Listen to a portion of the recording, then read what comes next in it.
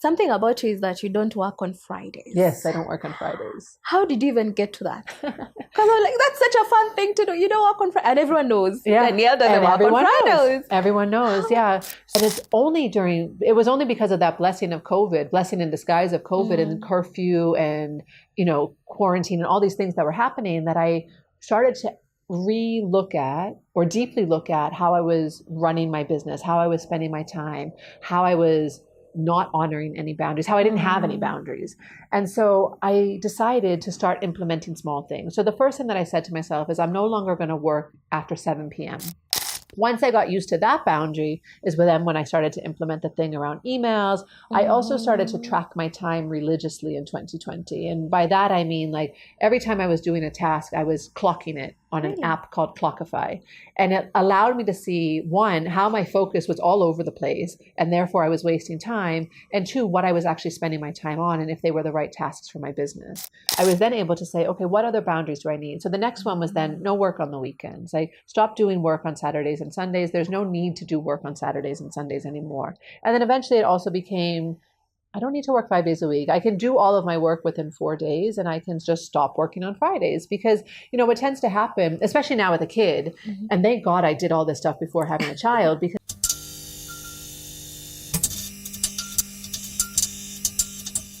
Hi guys, welcome back to the Rev podcast. I am your host Rachel Lanita, kama kawaida. Have you been called to business and you really don't know how to run things? Like, you've tried and things are just not working out for you. Today here with me is Danielle Anderson, founder of Step and Stone. She is a wonderful woman, a mother, a businesswoman, and at the heart of it, you're a business strategist. That's right. Can you tell us a little more about that, Danielle? Sure. Thank you so much for having me. I'm so excited for our conversation today. So I am Danielle Anderson. I am a business strategist and business coach. I've been supporting women entrepreneurs for the past 12 years to grow sustainably without burning out in the process. Wow.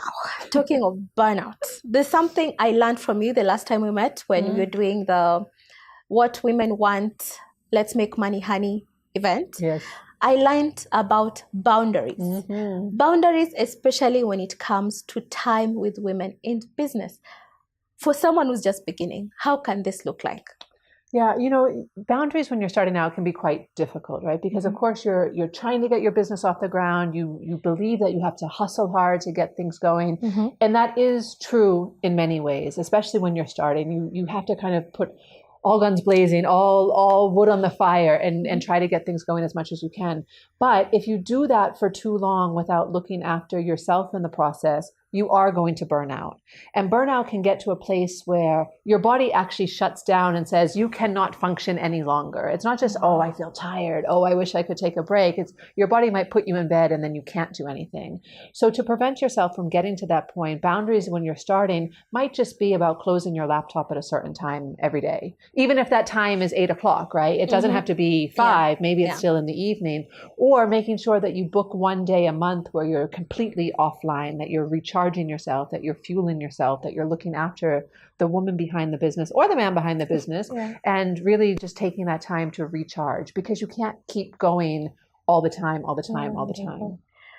Well, there's this fear of being less likable when you put up these boundaries, or being deemed as you're hard to work with.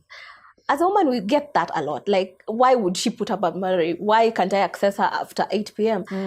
How do we address this? Because it's hard, and we are trying to actually be likable in our businesses. It's true. And at the same time, I think some of these perceptions that we have aren't actually true.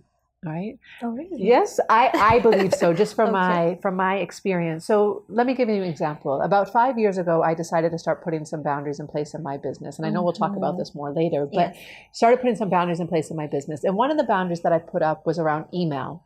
So I stopped responding to emails every day, because emails take up so much of our time and so much of our focus. Our first instinct is to check our emails the first thing in the morning. And then immediately you're responding to somebody else's priorities, somebody else's demands, and your whole to-do list goes out the window. Yeah, that's true. And you might say, oh, let me just check this email real quick and respond real quick. But real quick is never real quick. The second you distract yourself from whatever it was that you were doing before, you lose your focus. And it can take up to 20 minutes to get back into focus of what you were doing previously. So I put this boundary in place around emails. And what I did to enact this boundary is I put an out of office autoresponder type of message on my email. So as soon as someone would send me an email, they would get a response that said, hey, thank you so much for reaching out. Did you know that the average person wastes 2 hours per day per email wastes 2 hours per day responding to emails? That seems like a ridiculous waste of time. We are a small business over here. We will get back to you within 48 hours. If your email is urgent, please pick up the phone and call us. I never once had someone call to say, I've just sent you an urgent email. Can you please take a look? Instead, what I received was a lot of responses back saying, oh my gosh, I wish I could do this for myself. I wish that I had these boundaries in place. No one was saying Danielle is unlikable or inaccessible or she's being too special or whatever. They were all in admiration that I was putting this boundary in place, and they completely respected it. 5 years on, I still have that boundary on top of many, many others that I've been able to build up over the years. But that was the first one where I had an outside face to say, this is my boundary and this is how I operate. And I didn't get that unlikable, she's hard to work with thing. I think people actually respect you more when you have boundaries. Because I'm over here thinking, I should do that. Yeah. I should actually do that in my business. And if you're listening, you should do that too. Because people like text you. I just started a business, Elfie's Joyful Finds, making gifts for babies. People will text you at the oddest of hours, call you. And I'm like, my business is 5 months old. Maybe I should just speak up. Maybe this is the one call that, will make it for me. So does that look different when you're just starting out versus, let's say, how long have you been in the business? 12 years. Yeah, now 12 years. Did it look the same in year one versus now? No, I mean, I still try to have some boundaries in business. So back when I first started my business, I had come out of traditional employment. And traditional employment for me wasn't a 9 to 5. It was actually like a 7 to 7. I was working in financial services. So I also had no boundaries in my employment, right? I worked 14-hour days. Pretty standard, right? Yeah. So when I started my business and then I was working from home, I always tried to stop working by the time my partner came home from the office, and he would get home usually by 6:30 and make sure that we were having dinner together, we were spending the evenings together, we were going to bed together. And even if that meant that I was then waking up early in the morning to get some things done before he woke up, I was protecting that time as this is important for our relationship and for our partnership. So I did have some boundaries, but not as many as I have now. What you shared there about, is this the call that's going to make or break it? Yeah. Probably not, right?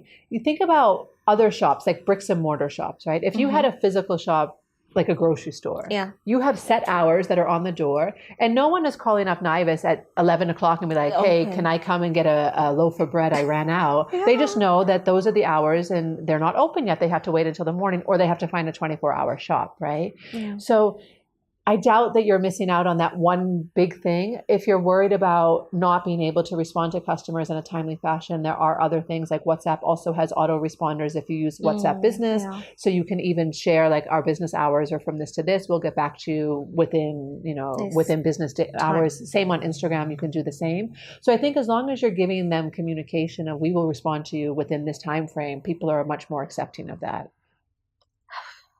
I'm thinking, I'm really scared of doing that. Honestly, I'm really scared of losing that business.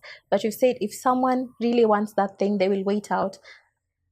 If it's worth it, they'll actually wait out for you. And it's not like you're asking them to wait a week. You're asking them to wait maybe 6 hours until you wake up in the morning and you start your day properly, right? Yeah. Because what else can you do? And what are you going to do? You're going to jump out of bed and go and make that gift? Sometimes I really think about it. I'm like, maybe, because I've ever had someone be like texting at 10 p.m. It's like, I need this gift at 7 a.m. I'm like, okay. Oh, really? Okay. Okay. Then you send them, and then like, this is not really what I wanted. And do they actually buy? Because the other thing I guess to consider is like, track it, right? Use data as an analysis point. If you say, okay, I got 15 messages outside of business hours, and of those 15, one of them actually turned into a sale, that actually shows you that responding to those other 14 was not worth your time and not worth you violating your own boundaries. So use data as a decision-making tool to let you know, like, should I actually be manning the phones, womaning the phones at night? Yeah. something about you is that you don't work on Fridays. Yes, I don't work on Fridays. How did you even get to that? Because I'm like, that's such a fun thing to do. You don't work on Friday. And everyone knows. Yeah. Danielle doesn't work on Fridays. Everyone knows. Yeah. So again, so I started my business in 2013. I was a workaholic for years, right? And didn't have any boundaries in place. These didn't come overnight. They took over me being in business for a long time, me burning out multiple times, me being in bed unable to move because my body like gave up on me with all sorts of weird things happening. And so when COVID happened and I was no longer able to exist in the way that I'd been existing before, which was literally working evenings, working weekends, being on a plane like every 3 weeks, going from one client to another, like traveling everywhere. COVID was like, no, Danielle, it's time for you to sit your butt at home. And I was like, okay, so now what do I do with all this time? Yeah. And it was only because of that blessing in disguise of COVID and curfew and, quarantine and all these things that were happening that I started to deeply look at how I was running my business, how I was spending my time, how I was not honoring any boundaries, how I didn't have any boundaries. And so I decided to start implementing small things. So the first thing that I said to myself is I'm no longer going to work after 7 p.m. Right. And that was my first thing. No longer work after 7 p.m. This is before I had a child. So my time was my time. I could do whatever I wanted with it. No longer work after 7 p.m. That was the first thing that I implemented. And there were some exceptions, of course, like maybe there was something big that was going out, a big project I was working on that I just had to push through. But that was the first thing that I did. Once I got used to that boundary is then when I started to implement the thing around emails. I also started to track my time religiously in 2020. And by that, I mean like every time I was doing a task, I was clocking it on an app called Clockify. And it allowed me to see, one, how my focus was all over the place and therefore I was wasting time. And two, what I was actually spending my time on and if they were the right tasks for my business. When I started to become much more structured in how I spent my time and what I focused on, I was then able to say, okay, what other boundaries do I need? So the next one was then no work on the weekends. I stopped doing work on Saturdays and Sundays. There's no need to do work on Saturdays and Sundays anymore. And then eventually it also became, I don't need to work 5 days a week. I can do all of my work within 4 days and I can just stop working on Fridays because, what tends to happen, especially now with a kid, and thank God I did all this stuff before having a child, because now with a kid, my nanny's not around on the weekends, right? So if I was still working Monday through Friday and my nanny's not around on the weekends, that means I'm also full-time mom on Saturday and Sunday. And I get no time for myself to do anything. So at least now with Fridays off, and even when I was younger and single and didn't have those responsibilities, just taking that time to recharge has been hugely beneficial for me and for my business. And yeah, when people are like, are you available on Friday? I don't say, no, I don't work on Fridays. I just say, no, I'm not available. My next available opportunity is this day. You don't have to justify your boundaries or explain yourself. You just say, I'm available at this time. This is my next availability. And you've not had someone who convinced you to work on a Friday? There are times that I will make exceptions, but it means that they are paying me money on that day. That's the only time I make an exception. It's not like, hey, can you send through a proposal? Can you book a coffee chat? Can we meet up for blah, blah, blah? No, like unless you are physically giving me a check or an M-Pesa transaction, I am not leaving the house to go to work somewhere or working at the house, That is beautiful. Thank you. I really wish everyone, some can't, but I wish people understood that actually people can value your time and pay you for it. Yes. While still living a good life on the side. Yes, right? Exactly. And it's not that it doesn't have to be Fridays or weekends. Like all of our businesses are different, right? Some people have to work on weekends. That's the nature of their business. These guys in events, production, like they don't have the same capability like that. Often you'll find, like, for example, restaurants will be closed on a Monday or a Tuesday because that's their day to rest and recharge. We also, as entrepreneurs, we have to decide what is my day or my days to rest and recharge and to pour back into myself so that I can keep going, because entrepreneurship is no joke. Like, it's demanding, it's exhausting, it's emotional. Yeah, very. So we have to take that time to look after ourselves. Yeah. You just mentioned an app. Yes, Clockify. Yes. So this is one way of trying to manage your time. Yeah. What are do you have other tips, mini sprinkle here and there? Yeah, of course. So I use that app, which is awesome because for me, it keeps me disciplined because I don't want to go to the app and change the task that I'm doing, right? I actually want to capture what I'm working on. And I've made it very structured in the sense that I can see if it's a a content creation task, if it's a team management task, if it's a finance task, if it's a prospecting task, strategic task. So I can see how is Danielle spending her time. Me as the CEO of my business, I should be spending the majority of my time working on strategy and working with clients. Those should be my two main areas of focus. And by working with clients, I also mean getting clients, right? Like business development, strategy and client work. If I'm spending a ridiculous amount of time doing something like marketing or admin, then I know that I need to either delegate better to the people that are already meant to be doing those tasks, or I need to hire for someone if I don't have that person already, right? So it just makes me a much more effective leader of my business and making sure that I'm spending my time where only Danielle can spend her time. That's number one. Number two is that I block out time for specific things. So I don't take external meetings on Mondays because I feel like if I can sit down at my desk on Monday and actually get the admin, like CEO tasks done, then they're done, because otherwise they get lost in the shuffle of everything else that's going on. So Mondays I spend on doing the content creation that I need to do, because I am also the face of my business. So there are times that I need to do recordings and stuff. Managing my team, so letting them know what they need to be doing during the week and how they can support me. I also use that time to do follow-ups with prospective clients, and I look at finances on Monday. So these are like my CEO tasks on a Monday. On Tuesdays and Thursdays are the days that I dedicate for clients. So that's when I'll hold consultations. That's when I will hold client sessions. That's when I will go to events if possible. Of course, sometimes these things have to fall into different days, but as much as possible, I try to keep Tuesdays and Thursdays for clients. And then on Wednesdays, I also have a significant block of time for strategy.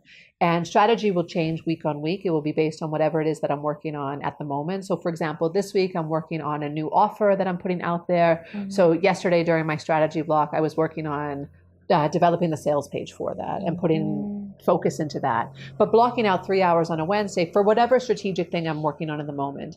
And that has allowed me to make sure that things are getting done, to make sure that my time is protected on the things that are actually going to move my business forward, and to not get overwhelmed in the process either, right? And again, that might seem like super structured for some people. Yeah, it is, I remember when we were talking like, how do you do all these things? It's like you account for every single hour of your day. Of my working day, yeah. I do. And again, I started this practice before I had a child. So, I'm just grateful that I did, because it's allowed me to now also be a mother alongside being a CEO and to dip into those roles with the attention that they need as they need it, right? I don't feel like I'm missing out on anything. Wow. Have you had a point or a time whereby you need to re-communicate your boundaries with someone or readjust your boundaries because maybe for the last 3 months this isn't working well? How do you personally identify that this boundary is not working, and how can we change it to something that works? Yeah, so I mean, my boundaries have been pretty solid over the past few years, but I have noticed over the past 2 months that I have been breaking my no Friday rule. So for example, the event that we met at was on a Friday, right? It was. I also went to another event 2 weeks later that was also on a Friday. So those are exceptions, right? But then I also found, like looking at my time tracking, that I was doing random stuff on a Friday that wasn't necessarily client related and I wasn't directly getting paid for. I was just working on the business on a Friday. And part of the reason for that is because I had a personal incident that happened earlier in the year that took me away from the business for about a month or 6 weeks, where I wasn't able to put everything into it. And so I felt like May and June and some of July, I was kind of catching up to that. But I've also noticed the impact that that's had on me in terms of my well-being. I'm tired. I don't sleep as well. I feel more stressed out. So this month in August, I'm really trying to get back into that. So it hasn't really been a need of having to shift things so much. It's also just been reminding myself of why things exist and how to keep going with them. And there are times that I do need to recommunicate, especially with new clients, right? Because with new clients all the time, they don't necessarily know that I don't work on a Friday. But I do let them know upfront when we're working together, hey, you can contact me, depending on the package that they're in. Some of them aren't, they don't get ongoing support in between sessions. They just get sessions, and that's when we meet. Others, they pay for in-between support. And they know, if you're going to contact me on WhatsApp, my response will not be instant. I will get back to you as soon as I can within the business day. If you send me an email, I will get back to you within 2 business days. So they know what to expect. And they also know that I'm not available on Fridays. Wow. Yeah. Wow. I like how you manage the expectations right at the... You have to. That's the key, is managing everyone's expectations. So that they know I don't do this and I don't do it it's just how I work. Not even just in work, right? This is the same for personal boundaries as well. Like you need to, and we talked about this a few weeks ago, like you need to manage your boundaries at home so that people at home know how to support you so that you can run your business if you're working from home, or even if you're going out from the house, right? Like I remember having to have a conversation with my nanny at one point because I primarily work from my home office, but my home office is in the apartment with the rest of the house, right?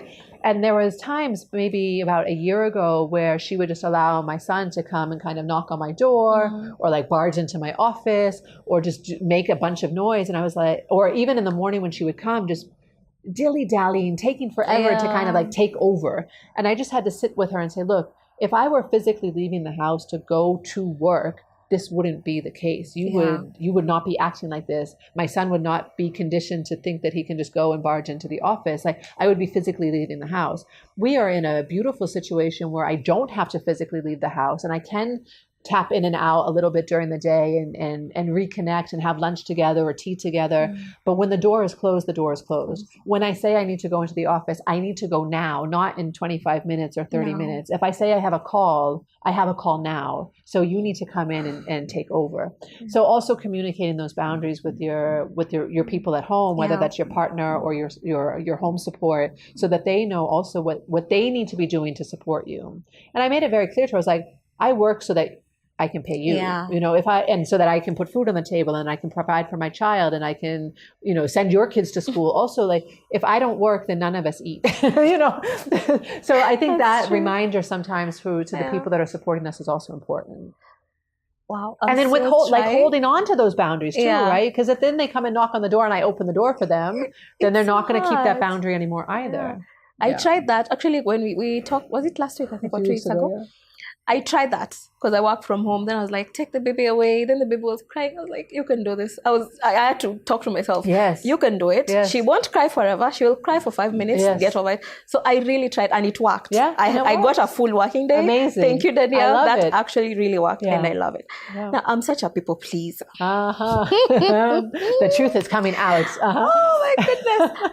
Running a business as a people pleaser, I'm finding it really hard to hold those boundaries down because I'll be like, they really need me at this point. And how would you advise me to get over this? I am not a people pleaser. I think I'm probably like a people. I don't know what's the opposite of a people pleaser. I don't know what the opposite word is, but I genuinely don't care what people have to say about me. Like if they don't like how I operate, then cool, go somewhere else. Like I do not care because I believe that if someone is going to make my job difficult, they are not the client for me, because there's plenty of other clients out there who will be perfect for me and who will respect my boundaries, who will respect my expertise, who won't be asking me for discounts or to work late at night or to come in on the weekends. Like there are people that are out there that are my ideal client. And I know it's hard to see especially when you're starting out. I get that. I know that I'm in a position like, 10 years later than you are. And that makes a big difference. But I don't think I've ever been a people pleaser. But that doesn't mean that I don't have other things that I also have to work on for myself as an individual. So I think the thing that I would say, and for all of you that are listening, is like, try to understand yourself, know who you are as a person, whether that's through going to therapy or doing self-help books or personal development books. Like try to understand who you are and where that has come from, because you do not have to be the same person for the rest of your life. You can make a decision like, I don't want to be a people pleaser anymore. And it will be a hard decision because it's something you're used to, but you just start to flex that muscle, right? You learn to say no a bit. You say no once and then you practice it, and then you say no again and then you practice it. And that makes that people-pleasing muscle weaker and the assertive Anita muscle stronger. Yeah. And when you start to see the benefits of the alternative, it can be easier to shift into that direction. We don't have to remain the same forever. That's true. People grow. When you grow, you change. Exactly. Yeah. When you grow, you change. And the woman that you are now is not going to be the woman that you are 10 years from now. And when I think back to my corporate life, was I a people pleaser then? Maybe because I would work hours, but that was just what was expected in that industry. But within my job, I wasn't a people pleaser. I used to make people mad all the time. And I was like, okay, cool, be mad, Yeah, be mad. But don't get the job done. Yeah, exactly. I get the job done. People respected me for the work that I was doing. And that was great, right? Interesting. Yeah. I think correct me if I'm wrong, Sure. but at the very heart of Stepping Stone is strategy for every business. Yes.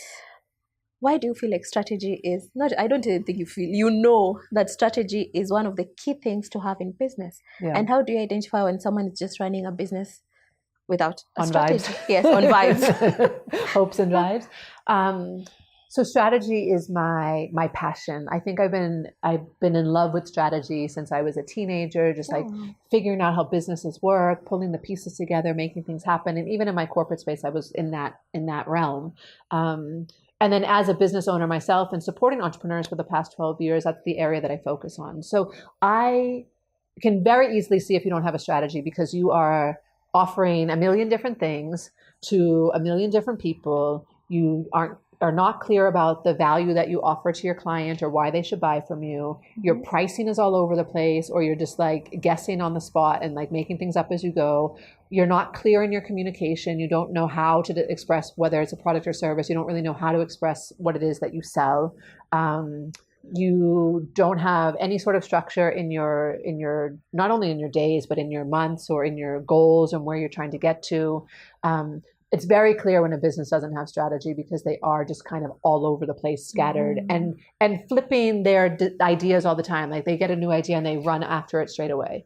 And it's not a bad thing to have ideas, but you can't execute everything at once. And when you try to, you're not very successful at it. And it takes longer to get to where you want to go. So strategy for me is super important for business owners to just be, one, very clear about what are your goals for, even just for this year. What is it that you want to achieve? Is it a revenue number? Is it a client number? Is it an expansion number? Like, what is it that you want to do this year? And don't go overboard with trying to do a million things, because you cannot physically do all of those things. So be clear about what the top priorities are, and then make a plan of how you're going to get there. So if you say that you want to have, I don't know, 1 million shillings by the end of the year, what does that mean month on month, right? That's at least 100,000 for 10 months of the year. And then maybe you have 2 slow months, because we all have cycles in our business where we're not going to have that money, but then you want to make up for it in the other months where you do have that money. So if your monthly target is 100,000, what do you need to sell to hit 100,000, right? How many gift packages do you need to sell to hit 100,000 at profit, right? Because this is after all of your costs. Is that number realistic based on the prices that you currently have?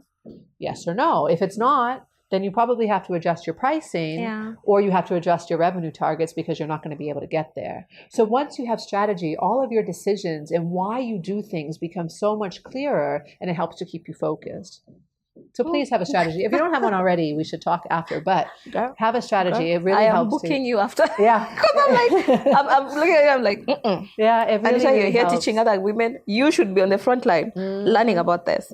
So how can you tell when someone is being productive in their business or just busy? Awesome question. I think we are often just busy, right?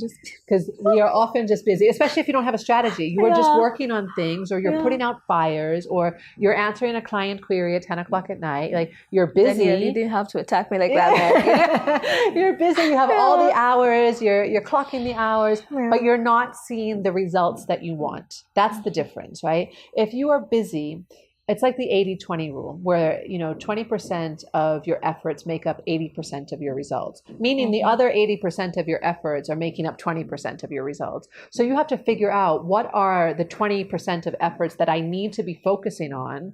Those are the ones that you're productive. Those are the ones that are going to get you results. But many times entrepreneurs, especially when they're starting out and they're on their own, or even just a small team, they focus on the 80%. They chase it. They build a website. They work on their branding. They get a sexy logo. They change their colors. They're on Instagram all the time, which is fine because it's a marketing tool, but you need to have a strategy around how you're using social media for marketing, and not just be there posting for the sake of posting, right? So really identifying, what are the 20% of activities I need to be doing that are going to get me 80% of my results, and then focusing your efforts there. Remember how I told you how I structure my weeks. The things that I focus on are the things that bring money into the business, that build up my client pipeline, that increase revenues, etc. The other things, yes, they might still need to be done in business, but it doesn't necessarily need to be you that does them. Hire support. Hire support. It's difficult at the beginning to hire someone, because you don't even know. First of all, you don't even know who exactly do I need at this point. True. So where do I start? I'm just my business is 5 months old. I need to hire someone, but I don't know. Who am I? Am I hiring marketing? Am I hiring social media? Am I hiring, Yeah. So where do I start? You're right. I mean, especially in the beginning, it's very common for the founder to be everyone, right? You are the marketer, you are the accountant, you are the strategist, you are everyone, right? And that can be very challenging. But at least if you're working still with someone like me who tells you this is what your strategy is, then you at least know what you need to execute.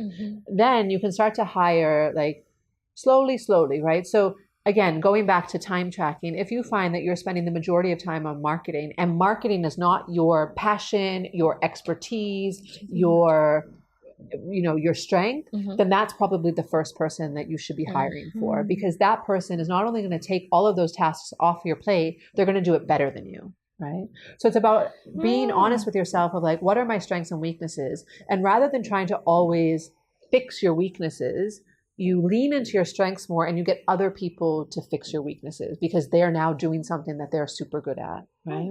And then of course it's about ROI, return on investment. You know, whatever it is that you're paying to that person, is it worth the task that they're taking away from you? So so we talked about a few weeks ago, you may be taking on an assistant who helps with, for example, packaging your gifts, right?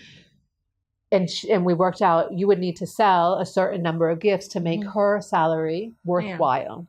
And it makes sense. Like it was a very small number, right? And so that's also the case for any of the hires that you make. Like the amount of money that you're paying to that marketing person, is that now bringing business in worth the same value of what you're paying to that person? If not, what needs to change, right? So being very clear about what their targets are also. I think it was yesterday or the day before, you posted something about the skills that got you here will not be able to make you scale up, will not scale you up. Yes. At what point of the business do you actually realize I need more skill set on the team? I need, we are here now. I can't do this all alone. Yes. I found that really fascinating. I was like, wait a minute. So I actually, tell me about that. I think it's important to understand how your business works and all of those different pieces, because then it becomes very easy, not only to delegate, but also to supervise and make sure that people are doing things to the standard that you want. So in the beginning, it is helpful for you to understand how your marketing works, for you to understand your numbers, and you should always understand your numbers, even if you have an accountant, know your numbers, because then you don't get surprises, right? You should understand how you want your customer journey to look like, how you want your customer experience to be. You should design those things.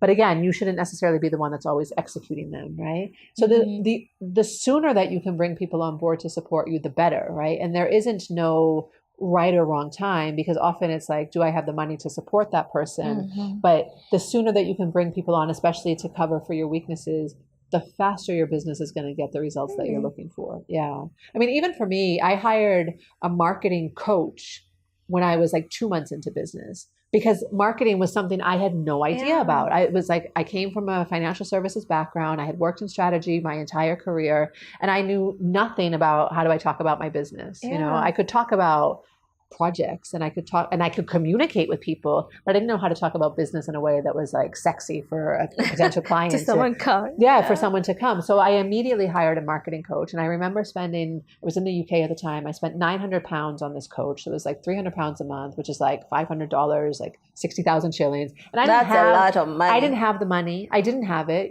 but I had to. I didn't have it in the sense like the money was there, but I didn't think I should be spending that money because I didn't have money coming in consistently yet. But I took the leap. I invested in her. I worked with her for 3 months, and she really helped me to get myself out there, to start talking about my business, to give me the framework for now me to go and start speaking to potential customers, which in turn then brought people in the door, right? So it was a super important investment that I made very early on, and I have no regrets about doing it because that money came back, right? And at other pivotal points in my journey, I've done the same thing. Even now, I have 2 teams that I've invested in that I don't really feel like I have the money for it, but I believe that it's going to turn into the results that I want it to. And so sometimes we have to take that leap of faith. Yeah, that's true. That's true. Yeah. Talking of money. Yeah. There's something with women and money and pricing our products. There's this thin line between it's too expensive and it's worth it. Yes. How do we know if it's too expensive as a business person? Because you want to get worth for what you're putting out. Yeah. But people will tell you, this is too much. We can't pay that. They will tell you it's too much regardless of what price you put it at. Really? Look at your friend in this Airbnb, and you told me even if she drops her price, people don't come here. Yeah. So look at your friend. She has this Airbnb. We were just talking about this earlier this morning, right? And you told me she's dropped the price of her Airbnb because there's so much competition out there. Yeah, and even though she's dropped her price, she's still not getting customers because there's still so much competition out there. A lot. So regardless of what you price yourself at, someone is always going to turn to you and say, that's too expensive. And you just have to say, Sawa, go somewhere else. Like, go to the cheaper person, right? And you need to be able to position yourself. Yeah, no, I get that. But then for you and your business, think about, how do I accommodate people? So rather than devaluing your work, you can work within someone's budget, but you don't give them the 5,000 shilling package if they're only going to pay you 2,000 shillings. You don't give them the 12,000 shilling package if they're only going to pay you 6,000 shillings. You say, Sawa, this is what I can give you for your budget, right? Yeah. And if they still come back and say that's too expensive, then you just say, okay, Pole, like there's other places out there that I'm sure you can find what you're looking for, and don't devalue yourself, right? If you were trying to provide a premium service, a premium package, a premium gift curation product, then price yourself for that, because there are people out there that are going to pay what it is that you want them to pay. That's true. There's money in this city, there is. right? And people are still going out and partying. They're still going to the coast on holidays. They are still going out to restaurants and eating with their girlfriends. They are still going to bottomless brunches. Like, they are still spending their money. So what I like to tell my clients is, like, your client's money is actually none of your business.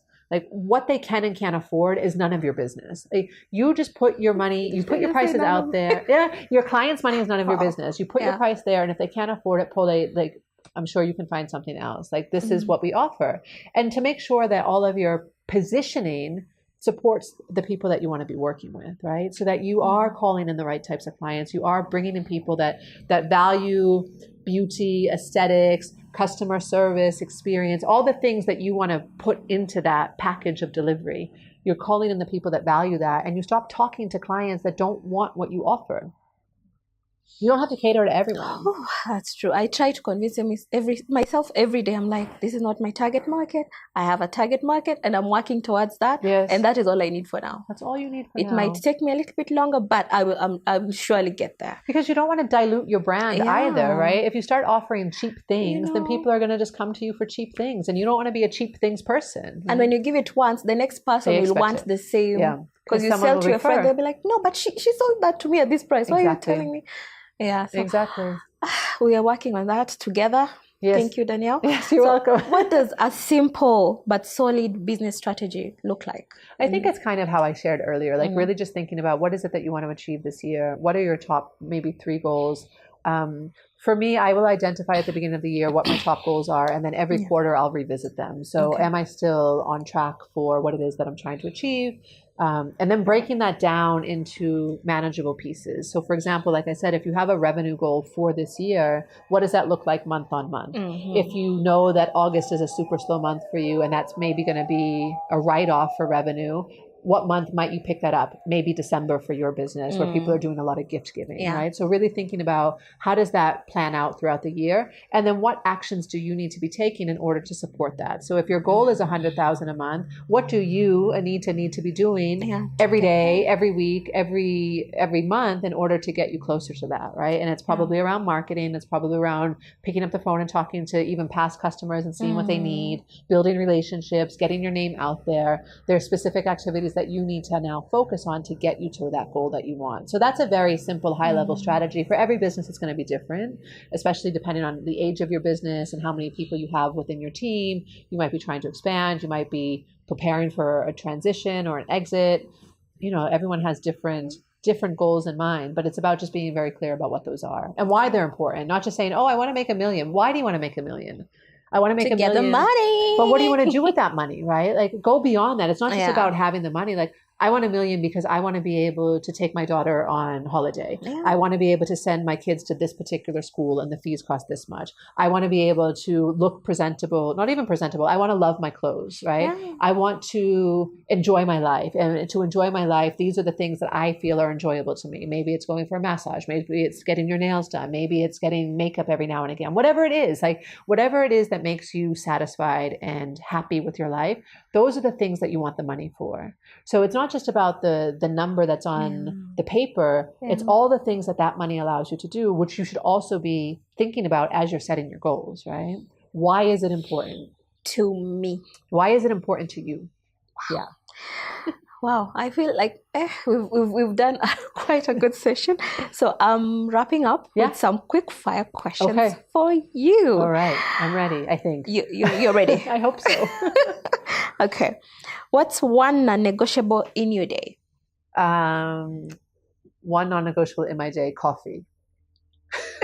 Really? If you run out of coffee, what happens? It's not even running out. Like I have to have coffee in the morning. But I guess another non-negotiable for me is working out. Like nice. taking time for myself. So whether that's like a workout or going for a walk or reading a book for a little while, just taking a little bit of time. So I'm not just working and then going straight back into motherhood. Like some sort of breathing space.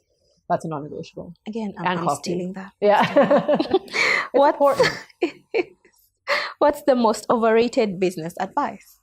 The most overrated business advice is that if you wake up at 5 a.m., you can be more productive. But they say there's someone who said, I heard this on TikTok, 1 hour in the morning is like 2 in the afternoon. I'm like, so I used to be part of the 5 a.m. club. I bought into that book. I drank that Kool-Aid and I fully believed in it when I didn't have a child.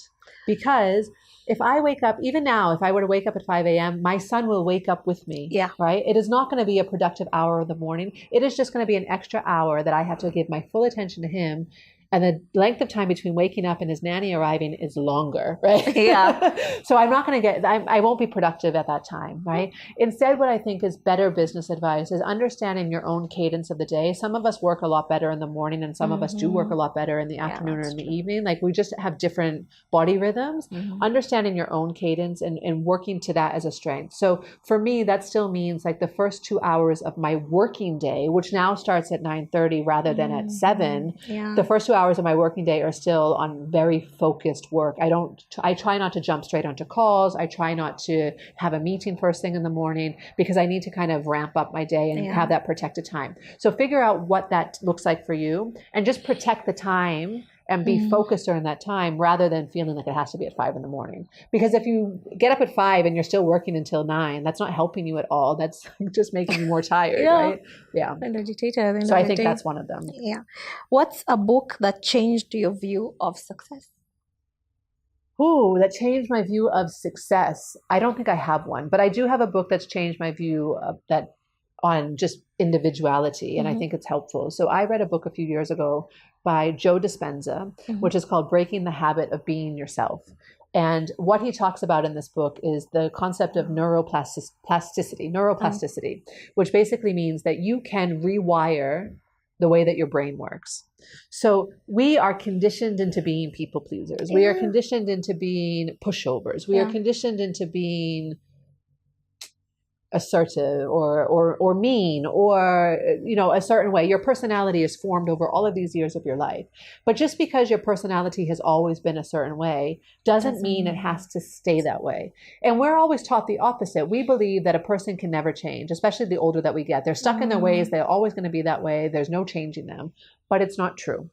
Instead, what Joe Dispenza says as a neuroscientist is that we can rewire the pathways of our brain to stop behaving in the same way over and over and over again and stop replicating these patterns. So using you as an example, because you share that you're a people pleaser, he teaches you how to stop being a people pleaser. So in the moment when you're about to please someone and you know that you don't really want to be doing it, you stop yourself. You in your brain, you say, change, stop. Like you just stop that pattern from continuing, because what he says is that pathways that no longer fire together, no longer wire together, meaning that if you break that that pathway, eventually that pathway isn't going to exist anymore and you're going to create a different one. So this is the book that really changed my thinking on who I am as a person. I've gone through the exercises, the meditations that are in it to really rewire some of my default things, because I'm not a people pleaser, but I'm prone to be anxious about stuff. Like I don't always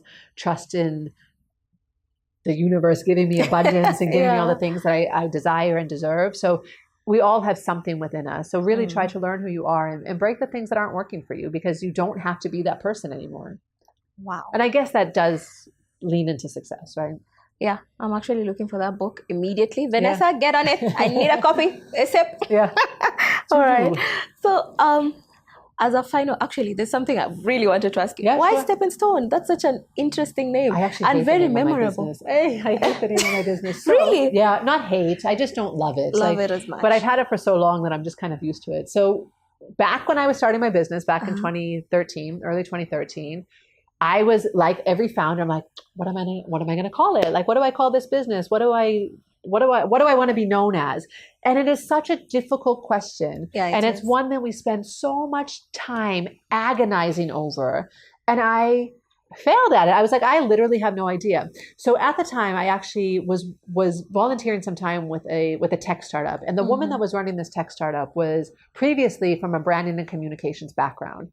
So as a thank you to me for volunteering some time to her business, she's like, I'm going to do a branding session for you. And I was like, cool. So she's the one that came up with that name. Oh. And I was so excited when she told me she was going to do this session, because I was like, she's going to come up with something super sexy. It's going to be amazing. I'm going to love it. And then she shows me and I'm like, really? That's it? But I was just like, okay, cool. Like, what does it matter, right? It doesn't matter. Yeah. And now 12 years into business, and her rationale for that name made sense. Her rationale was like, because I was working primarily with early stage business owners when I was first going. That has evolved over time.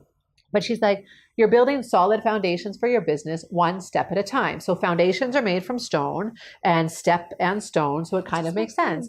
I was like, okay, we'll go with it. But I've never loved that name. I've never been like, I'm excited to tell people what that is. But it's just what it's called. So that's what our URL is. That's what my Instagram handle is. That's what I'm known as.